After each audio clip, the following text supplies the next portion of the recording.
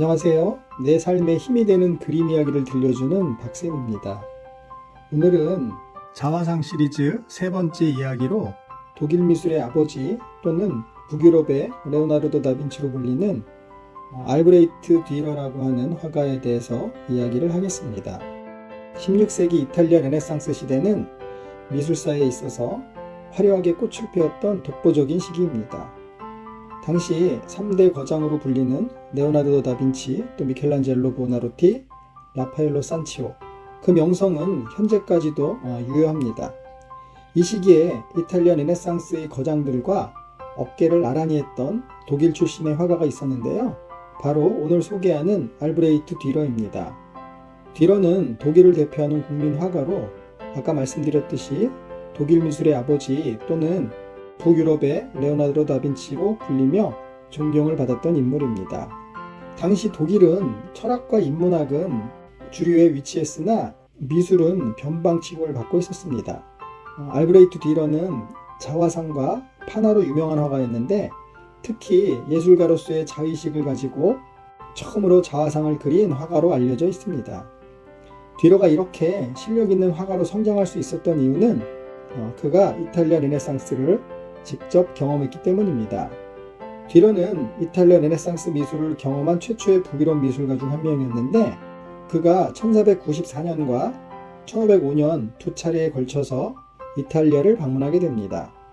이때 이탈리아에서 활동했던 티치아노나 또 조르조네 같은 그런 유명한 화가들에게 큰 영향을 받았고요. 그 중에서 특히 조반니 벨리니에게 가장 큰 영향을 받은 것으로 보입니다. 알브레히트 듀러는 벨리니가 회화에서 가장 뛰어난 사람이라고 실제 언급도 했습니다. 듀러는 회화 작품뿐만 아니라 훌륭한 판화 작품들도 그의 명성을 드높이는데 일조를 했습니다. 이 자화상은 1484년 알브레히트 듀러가 13살 때 오늘날 스케치용 연필이 되는 실버 포인트로 그린 드로잉 그림입니다. 그때까지 화가가 그린 최연소 자화상으로 알려져 있습니다.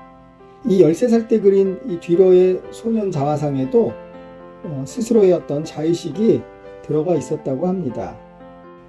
그리고 두 번째 22살에 그린 자화상은 듀러가 1493년도 집안끼리 정혼한 약혼자에게 보여주기 위해서 그렸던 것 같습니다. 손에 들고 있는 에린 기욤은 남편의 정결을 상징하는 식물입니다. 이 자화상은 본격적인 회화로 그려진 최초의 자화상인데요. 제가 자화상 시리즈 1편과 2편에서 말씀드렸듯이 그 전까지의 화가들은 자신의 그림 속 여러 사람들 중에 그냥 한 사람의 관람자로 자신을 그려 넣었는데 이때부터 자신의 모습을 직접 그리기 시작했습니다. 이 세 번째 자화상은 알브레히트 듀러가 1498년도 자신의 나이 27살 되던 해에 그린 자화상인데요. 보시기에도 자기 도취적인 분위기가 풍기는 자화상이죠.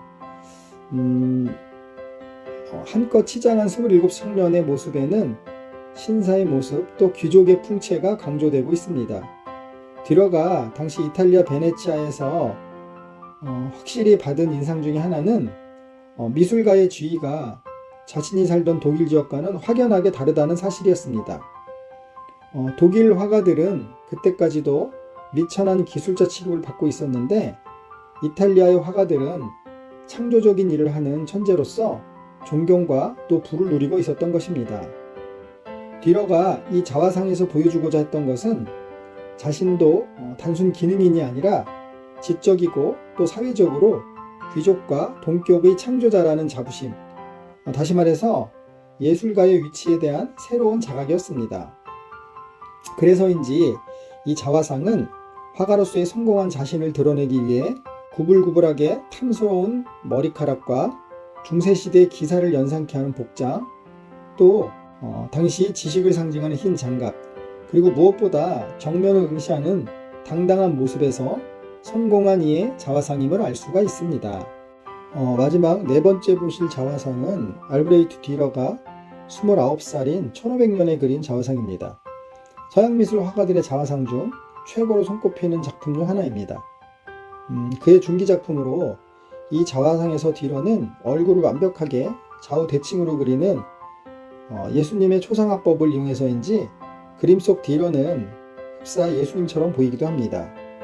실제로 뒤로는 세상에서 가장 아름다운 모습의 인간상을 표현하겠다는 의지로 자신을 예수와 중첩되게 표현을 했던 것 같습니다.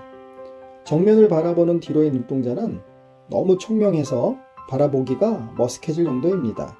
뒤로는 자화상을 통해서 화가의 지위를 격상시켰으며 1479년부터 자신만의 디자인으로 AD라는 사인을 만들어 그림에 넣기도 했습니다. 뒤로는 자기애와 자존심이 확실했던 화가였으며 자화상을 이용해서 성공한 자신을 널리 알리려고 했던 것이 분명합니다.